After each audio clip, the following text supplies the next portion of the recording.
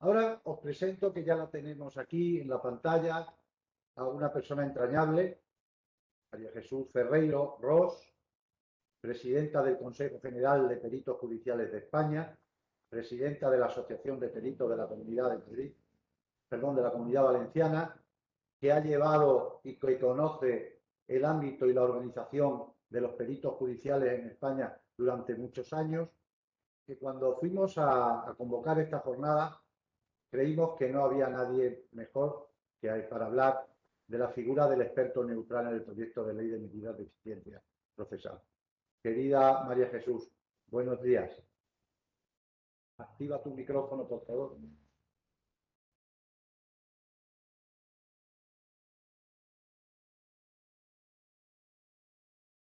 Me parece que ahora.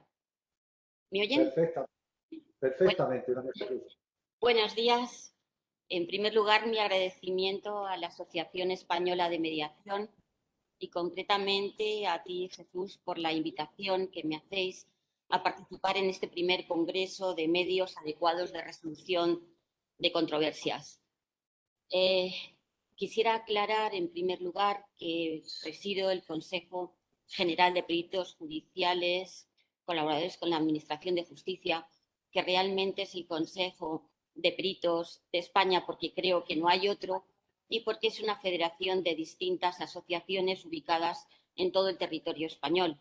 Y lo mismo sucede con la asociación valenciana, es la Asociación de Peritos, también colaboradores con la Administración de Justicia de la Comunidad Valenciana. Hago esta aclaración para que nadie se moleste, que la organización, ante un título tan largo, haya tenido que resumirlo.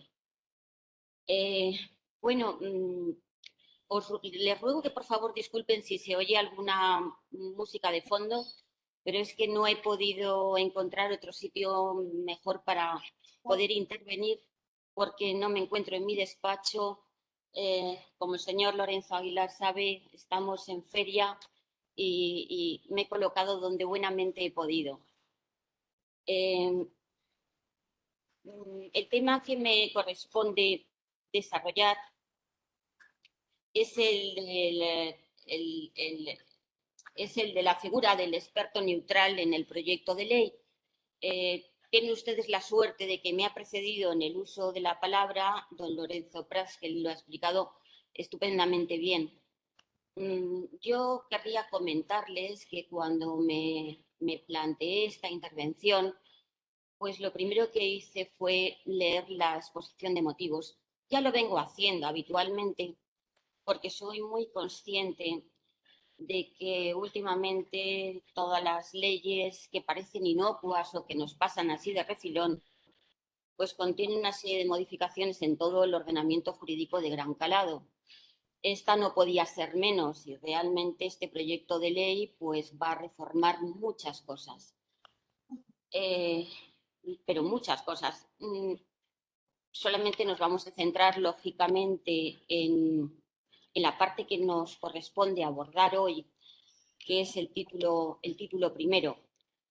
Cuando leí esa exposición de motivos, que más o menos es la finalidad que el legislador tiene al proponer esta norma, pues me ha parecido percibir un cierto grito agónico del legislador cuando habla de deficiencias estructurales, falta de eficiencia, exceso de litigiosidad. Todos sabemos la avalancha de demandas que se han producido, no solamente con el COVID, sino por los temas bancarios. En fin, ha habido una verdadera catástrofe a nivel judicial.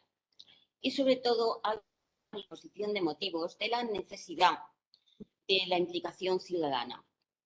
Hace falta que la ciudadanía se implique en el tema para poder conseguir tener una justicia, porque si no, resulta el tema totalmente inviable hoy por hoy.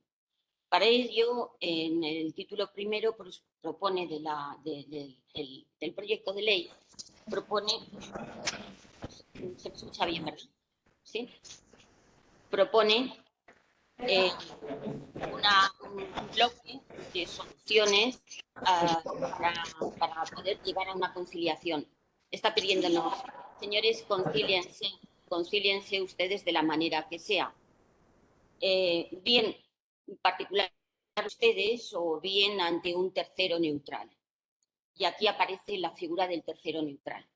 También se habla en el proyecto de ley, se hace referencia también a la Ley 5 de 2012, de 6 de julio, de mediación de asuntos civiles y mercantiles, que incorporó a nuestro ordenamiento la Directiva 2008/52 y del Consejo de 21 de mayo del 2008. Se recoge también en el proyecto que esta ley de mediación, lo dice también el Parlamento Europeo, no ha tenido la eficacia que en principio se pensaba en los Estados miembros, no solamente en España, sino en los el legislador lo recoge para que nos demos cuenta de que no solamente es un problema nuestro, sino que es un problema que abarca a más estados de la Unión. Y considera que no ha tenido éxito por la falta de cultura de mediación. Luego volveremos sobre el tema. Establece también el ámbito de aplicación de la ley en esa exposición de motivos.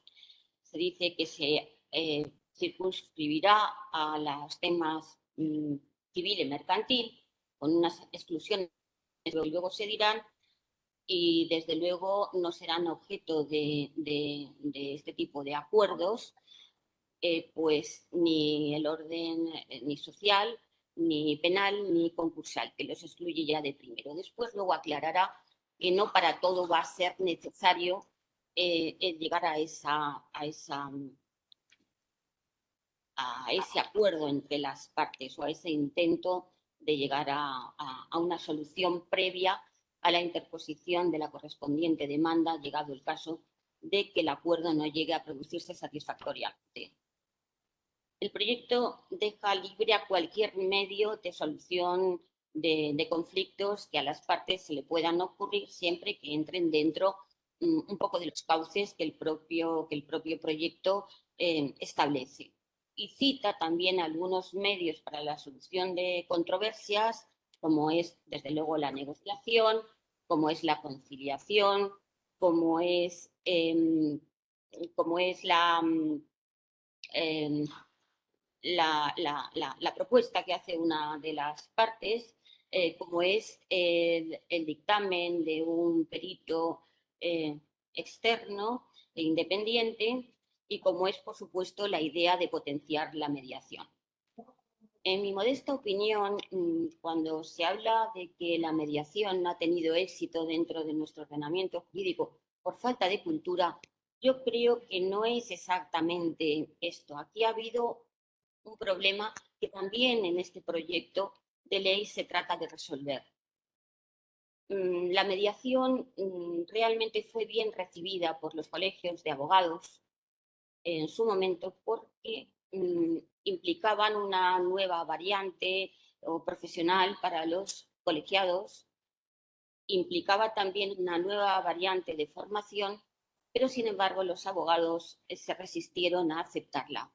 Realmente en la abogacía ha habido pues cierta reticencia a admitir la mediación, entendiendo que ellos siempre habían realizado negociación y que por lo tanto la mediación no tenía mucho sentido. El legislador en este caso lo hace con muy buen criterio y se da cuenta de cuál es el problema y trata de abordarlo. Y en ese sentido, pues da vía libre a los abogados para que intervengan en los procesos de negociación y de conciliación, en fin, en todos los aspectos. Incluso cuando hay una propuesta, exige que sea efectuada por abogado cuando haya cuando la reclamación sea superior a los 2.000 euros. No se necesita, por supuesto, para situaciones, lo dice el artículo 7, en que la reclamación sea inferior a los 600 euros, pero sí que exige, para esa reclamación superior a 2.000 euros y cuando las partes intenten valerse de letrado, pues también les piden que lo notifiquen en la propia propuesta de llegar a solución del conflicto y que, o bien que en el plazo de 3 días después de haber formulado esa propuesta de solución, pues se notifique que va a efectuarse con intervención del letrado, a lo que la otra parte podrá contestar en el mismo plazo que bien, que acepta y que él también podrá servirse de la utilización de un abogado. Dicho lo cual, el título primero, pues el artículo primero es muy claro cuando dice que a los efectos de esta ley se entiende por medio adecuado de solución de controversias cualquier tipo de actividad negociadora. Al legislador le da exactamente lo mismo, tipificada en esta ley o en otras leyes que se realicen además esa actividad de buena fe, con el objeto de encontrar una situación, una solución extrajudicial al conflicto, bien entre las partes o bien mediante un tercero neutral. Y seguidamente pasa a hablar la ley del alcance, porque todo esto viene a ser, todas estas disposiciones son comunes para todos los que son tercero neutral, serían pues ajenos a las partes que intentan intervenir en el conflicto. Dice, por supuesto, habla en el artículo 2 del ámbito de aplicación. Son de aplicación los asuntos civiles y mercantiles, incluidos los transfronterizos. Yo supongo que todos ustedes conocen lo que son asuntos transfronterizos porque viene establecido en la ley 3, el artículo 3 de la ley 5 del 2012, del 6 de julio, sobre mediación en materia civil y mercantil.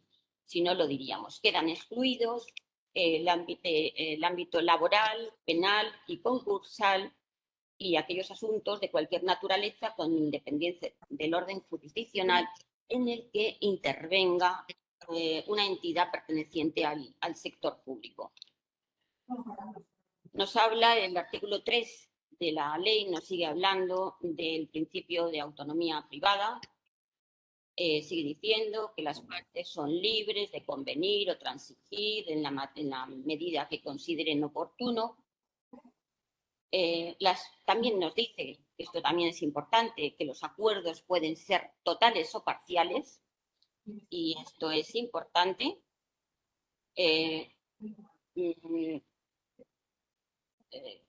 Hay algunas cuestiones que no son de derecho dispositivo, que no deben ser sometidas, como pueden ser, por ejemplo, los artículos 102 y 103 del Código Civil, que hace referencia concretamente en separaciones y divorcios a las medidas que el juez adoptará, pero que puede incluso el juez remitir a una solución extrajudicial para llegar a un acuerdo y que luego podría perfectamente, si la parte lo solicite, ser homologada por el propio juez. Están excluidos, por supuesto, aquellos asuntos contemplados en el artículo 87 de la Ley Orgánica del Poder Judicial. Es un requisito de procedibilidad y ya el ponente que me ha precedido en el uso de la palabra ha hecho referencia a ello al hablar de la conciliación, porque todos estos artículos son comunes para todos los terceros neutrales. No obstante, se dice que no se exigirá actividad negociadora previa vía jurisdiccional como requisito de procedibilidad cuando se pretenda iniciar un procedimiento, y lo dice así en el artículo 4, para la tutela judicial civil de derechos fundamentales, para la adopción de medidas previstas en el artículo 158 del Código Civil. Les recuerdo que estas son las medidas urgentes que solicitamos los que nos dedicamos a familia, a derecho de familia, y que hacen referencia a temas relacionados con el menor y a pensiones del menor y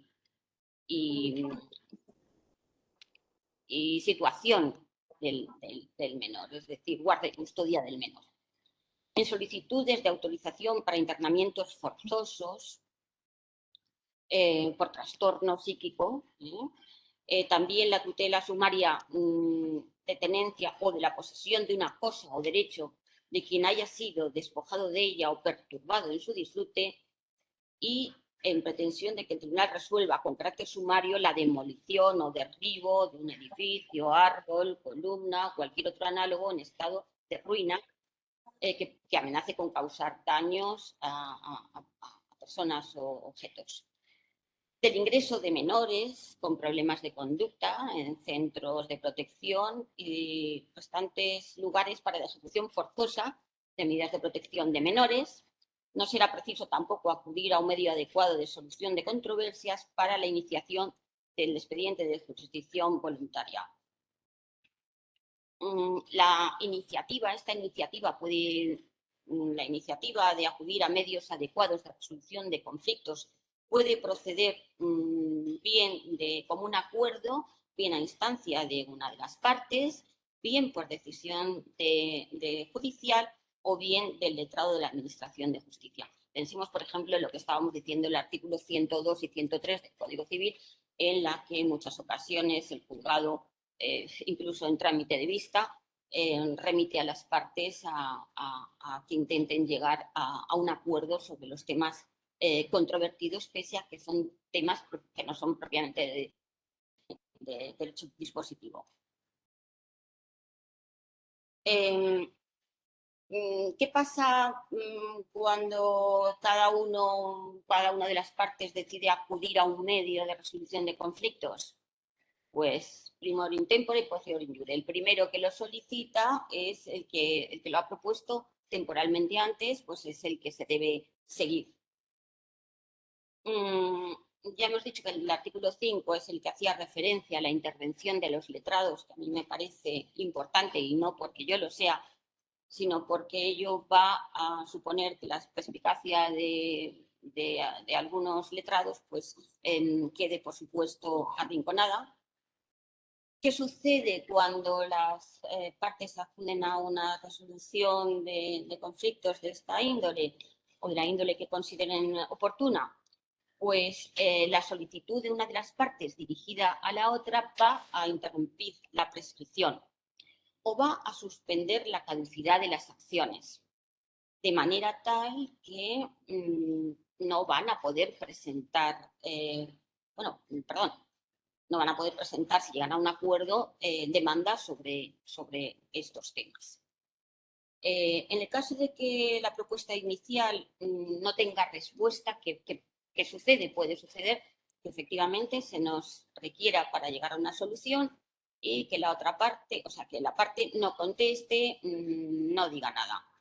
Pues entonces se va a contar con el plazo de 1 año para poder instar la acción correspondiente, que por supuesto tiene que guardar relación con el objeto controvertido y con la propuesta realizada. Si se iniciara un proceso judicial con el mismo objeto que el de previa actividad negociadora, intentada sin acuerdo, si lo intentáramos, los tribunales deberán tomar en consideración pues eso, la colaboración de las partes a la obtención de una solución amistosa, y se habla incluso de considerar también un eventual abuso del servicio público de justicia al pronunciarse sobre las costas. Es decir, el que obstaculicemos, el que no intentemos llegar a ese acuerdo, va a implicar que esto nos pase factura y nunca, mejor dicho, en el sentido literal de la palabra. El artículo 8, como ustedes saben, hablan de la confidencialidad. Este artículo establece la obligatoriedad de la confidencialidad de las partes y del tercero neutral con respecto a los temas tratados y objeto de conciliación.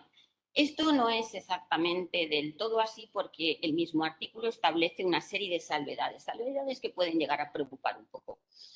La primera, cuando las partes por escrito, eso sí que lo pide que sea por escrito, hayan acordado y hayan expresado que se relevan de esta obligación de confidencialidad, tanto entre ellas como ante el tercero neutral interviniente.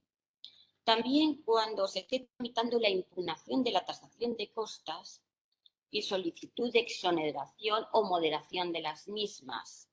según previene el artículo 245 de la Ley de Enjuiciamiento Civil.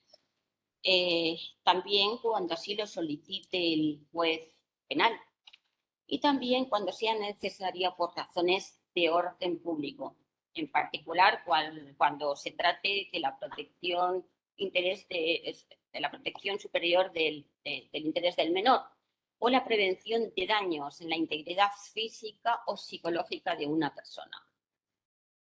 La infracción generaría las correspondientes sanciones que presumiblemente ya se establecerán en el estatuto al que ha hecho mención el señor Prats y por supuesto, las normales y habituales de protección de datos a los que todos nos estamos sometiendo. ¿Qué sucede? Llega la acreditación de la negociación y terminación del proceso sin acuerdo. ¿Qué pasa si no hay acuerdo? Bueno, pues si no hay acuerdo se debe recoger documentalmente.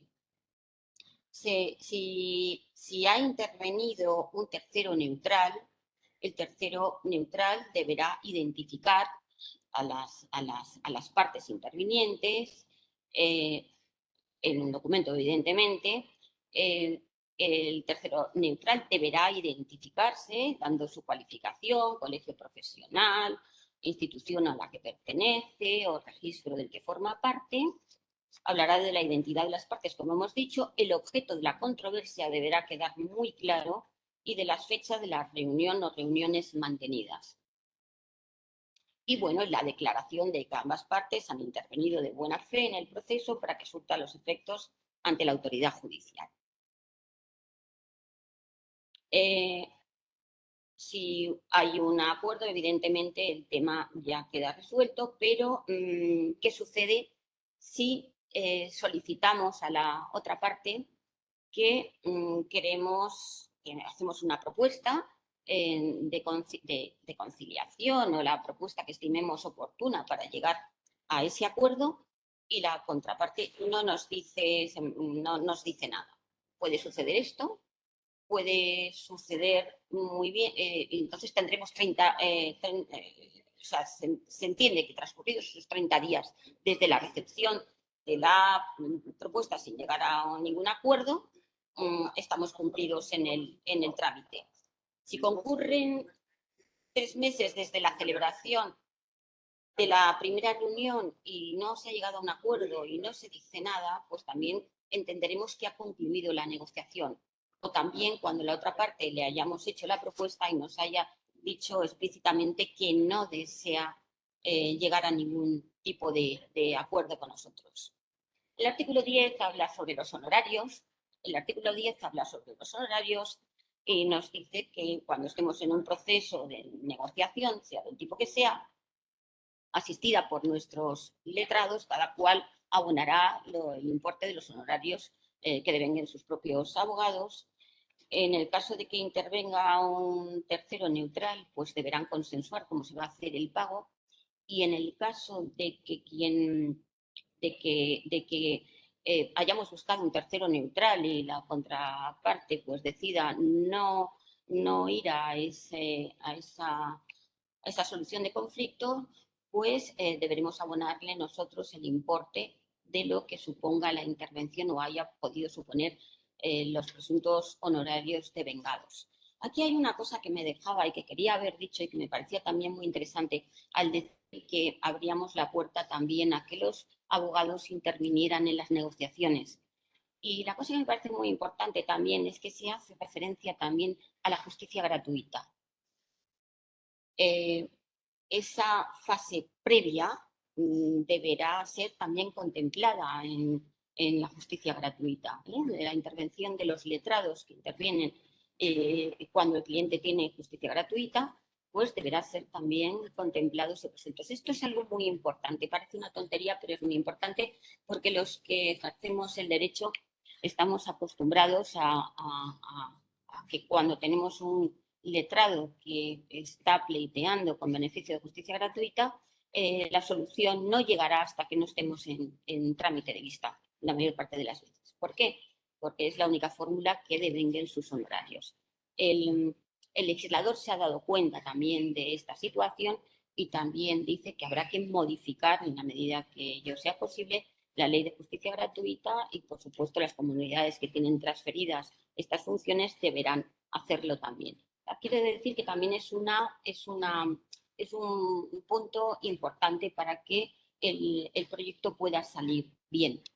Después se formalizará el acuerdo, ya lo ha explicado el ponente que me ha precedido en el uso de la palabra, lo ha explicado magníficamente bien.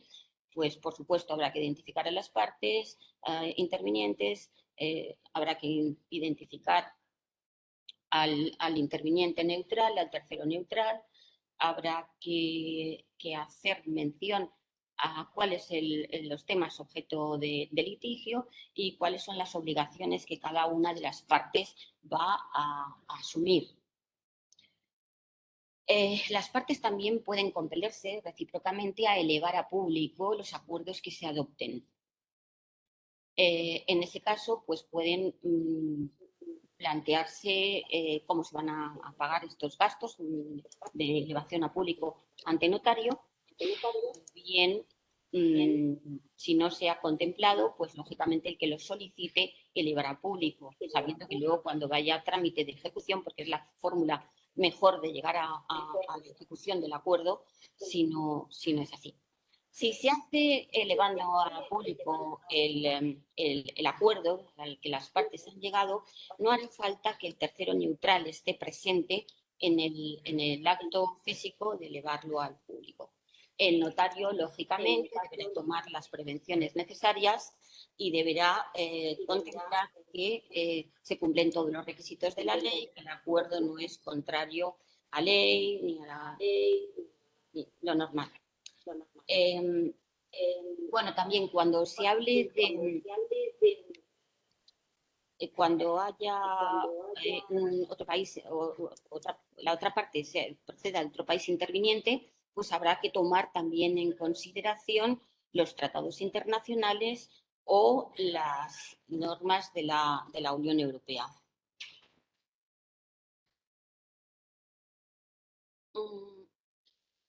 No, la homologación, por supuesto, del acuerdo puede venir, como decimos, del propio tribunal, cuando así se solicite. Puede hacerse por escritura pública para que sea ejecutivo, o bien por la certificación a que se refiere el artículo 103 bis de la ley hipotecaria, que son, como ustedes todos recordarán, pues todas las controversias que se suscitan en registro. Hasta aquí más o menos es el contenido que a todos los terceros neutrales intervinientes en el procedimiento les van a compelir por igual. Los artículos 14 habla de la conciliación privada, de la cual ya se ha hablado, de las funciones de la persona conciliadora y de la oferta vinculante, de la que yo no voy a hablar porque va a ser objeto de tratamiento por otro de los intervinientes. Como veo que se me queda solito la opinión del experto independiente, no me resisto a tratar de hablar de él. Es muy poquito lo que se dice que las partes, con objeto de resolver una controversia, podrán de mutuo acuerdo buscar o hacer uso de un experto independiente para que emita una opinión no vinculante. La opinión no vinculante, por supuesto, respecto a la materia que es objeto del conflicto. Las partes están, esto es un poco peligroso, las partes están obligadas a entregar al experto toda la información y pruebas de que disponga sobre el objeto controvertido. El dictamen puede ser de dos maneras. Puede ser un dictamen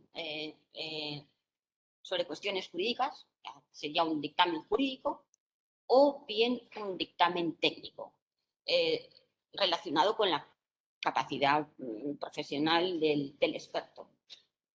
Los dictámenes jurídicos en nuestro ordenamiento, tal como documento así independiente e incorporado, las demandas y demás, hasta ahora no habían tenido virtualidad. Los tribunales normalmente decían que era una prolongación de las alegaciones que se hacían en la demanda, contestación de la demanda. bueno, aquí le otorgan pues sentido propio, se podrán y se deberán realizar dictámenes jurídicos. Esos dictámenes jurídicos, al igual que los anteriores, pues podremos llegar a un acuerdo en su totalidad o en parte. Parece ser que se van a admitir. También plantean algunos juristas ya enseguida si para emitir esos dictámenes jurídicos hace falta la intervención de algún experto técnico, quien emitiría el dictamen. Aquí enseguida nos preocupamos por todo. Bueno, pues evidentemente si el dictamen es jurídico va a ser el abogado, el procurador, el graduado social, quien vaya a emitir ese dictamen, el que va a firmar el dictamen como tal. La intervención del otro experto lo sería en calidad seguramente de perito, no de otra cosa. Tiene los caracteres de confidencialidad de los que ya hemos hablado y que estaban previstos en el artículo 8, tal y como hemos comentado con anterioridad. Emitido el dictamen o la opinión no vinculante, entonces las partes contarán con un plazo de 10 días hábiles para poder hacer recomendaciones, observaciones o propuestas para mejorar ese dictamen, al objeto de poder llegar a una opinión escrita del experto que sea aceptada por las partes. En el caso de que las conclusiones del dictamen fueran aceptadas por todas las partes, el acuerdo se consignará, como hemos dicho, con los términos establecidos en el artículo 11, es decir, se redactará un documento en el que constará las circunstancias de identidad del tercero interviniente, la identidad y domicilio de las partes, el objeto controvertido, los acuerdos alcanzados, y que se ha hecho con arreglo a ley, con la intención de, en su caso, poder tener acceso a juzgados, en su caso, y de ese documento que se emita, pues una copia la llevarán cada una de las partes, una copia cada una de ellas, y el tercero neutral será quien tendrá la obligación de conservar una de ellas. En los casos en que no se haya aceptado el dictamen por alguna de las partes, pongamos, por ejemplo, en la situación de que después de todas estas posibilidades el dictamen no llega a buen puerto porque una de las partes no lo ha aceptado, el experto lo que hará será emitir una certificación de que se ha intentado llegar a un acuerdo por esta vía, a los efectos de tener por cumplido el requisito de procedibilidad. Con ello, prácticamente daríamos por concluida la intervención. Aquí volvemos a decir que en el tema de costas y demás, pues es uno de los temas que preocupa que en un momento determinado se tengan que aportar, llegado el caso, pues toda la información que tenga el tercero neutral. Es algo que ya, aparte de los letrados, por lo menos les da cierto reparo. El coste de la intervención del tercero neutral ya hemos dicho que sería con arreglo de las partes, hemos hablado ya de ello, y hemos hablado también de que bueno, pues se verá de que las administraciones provean las dotaciones necesarias para que de fondos públicos en su momento, para aquellas personas en las que concurran los requisitos necesarios, puedan ser satisfechos por la administración. La disposición adicional tercera habla del estatuto del tercero neutral. En este caso yo estoy completamente de acuerdo con el señor Prats. Tampoco entiendo que haga falta mucho estatuto, pero me figuro que también supone un respiro para el legislador para ver, de tratar de implementar toda esta situación y de que poco a poco se vaya realizando. Mientras tanto, pues estaremos un poco a la espera de lo que pueda suceder. Y en realidad poco más puedo yo añadir a todo esto.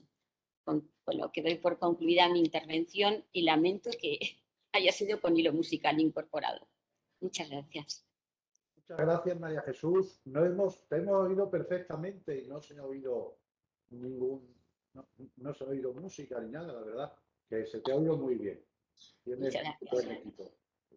Como te digo, pues bueno, es muy ilustrador toda tu exposición y obviamente como profesional conocedora del ámbito pericial y al fin y al cabo de lo que supone el experto neutral en las materias que les competen, pues bueno, creo que he aclarado a los congresistas mucho. No sé si hay alguna pregunta que puedan realizar a través del chat y si hubiera alguna estoy encantado de transmitírtela.